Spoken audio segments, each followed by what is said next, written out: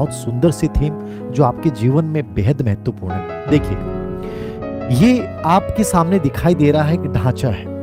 ढांचे का मतलब कि ये बाहर से जो दिख रहा है आपको, ये स्ट्रक्चर है एक, इसमें खिड़कियां भी बनी हुई हैं, दरवाजे भी लगे हुए हैं, लेकिन जब आप इसके अंदर झांक के देखते हैं तो अंदर जो है वो क्या है, ये खाली है, यानी कुछ भी नहीं है। मैं ये चाहता हूं कि आप अपने जीवन को केवल ढांचा मत बनाइए।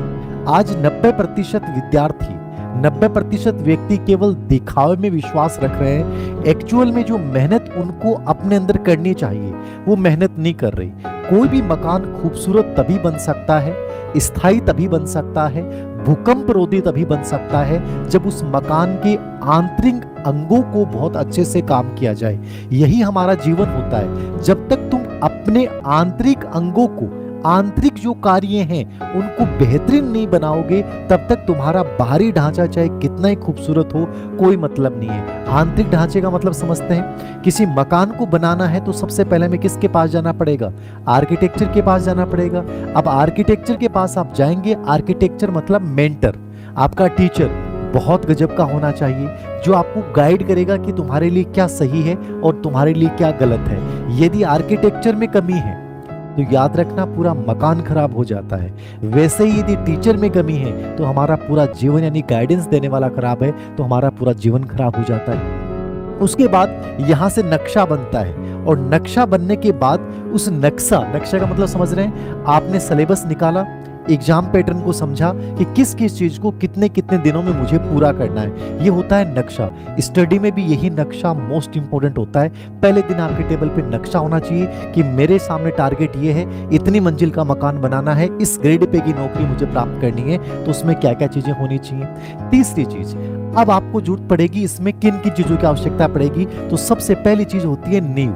नींव का मतलब क्या होता है? बेस। यदि बेस गजब का बना दिया तो आप चाहे उसके ऊपर ग्रेड फेस्ट बन जाए, कॉल लेक्चर बन जाए, आईएएस बन जाए, जोर नहीं आएगा। बेस का मतलब है तुम्हारे रेफरेंस किताबें, बेस का मतलब है एनसीईआरटी, आरबीएससी बोर्ड की किताबों से अपनों को स्टार्ट कीजिए, तो न्यू गजब की रखिएगा। न्यू के बाद इंपॉर्टेंट होता है सरिया।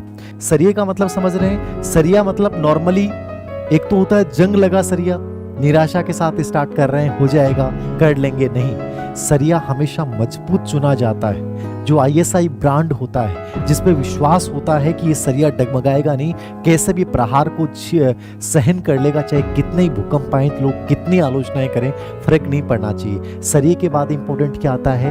कंक्रीट आती है। कंक्रीट के बाद क्या आती है? सीमेंट आती है। सीमेंट के साथ क्या मिलती है? बजरी मिलती है। ये सब चीजें मिलकर किसी मकान को बेहद खूबसूरत बनाती हैं। यानी कि सरिया गजब का होगा, नींव गजब की होगी, नक्शा गजब का होगा, आर्किटेक्चर गजब का होगा, और सरिये के साथ जो है वो कंक्रीट जो है वो गजब की होगी, सीमेंट गजब की होगी, ठीक है, और बजरी आपकी अच्छी होगी। ये चारों चीजें मिलके इसको बोलते हैं कंपाउंड इफेक्ट।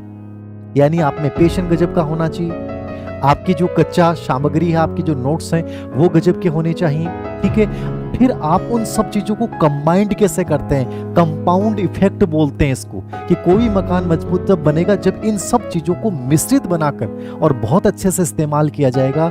स्टडी और जीवन भी यही है, जब तक तुम सब प्रयासों को मिलाकर एक साथ एकजुट करके अच्छा नहीं करोगे। कई बार कहते हैं कि मकान के कॉलम और बीम में जगह नहीं होनी चाहिए, वही स्टडी है, वही लाइफ है। यदि जगह रह गई ना तो लोग है ना नेगेटिव बातें भर भर के उस मकान को गिरा देंगे। तो नकारात्मक नहीं बनना है, सकारात्मक बनना है। और अच्छा मकान बनाने के लिए सबसे बेहतरीन काम ये करना है कि पहले इस मकान के जो आंतरिक कार्य हैं, यानी अपने इंटरनल वर्क इतने स्ट्रॉन्ग बना लो कि कोई बिखेरने की कोशिश करे तो भी नहीं बिखेर पाओ। तो बाहरी सुंदरता स्थायी है, स्थायी सफलता प्राप्त करनी है। आज से वर्क कीजिए इन सब चीजों को समझ के।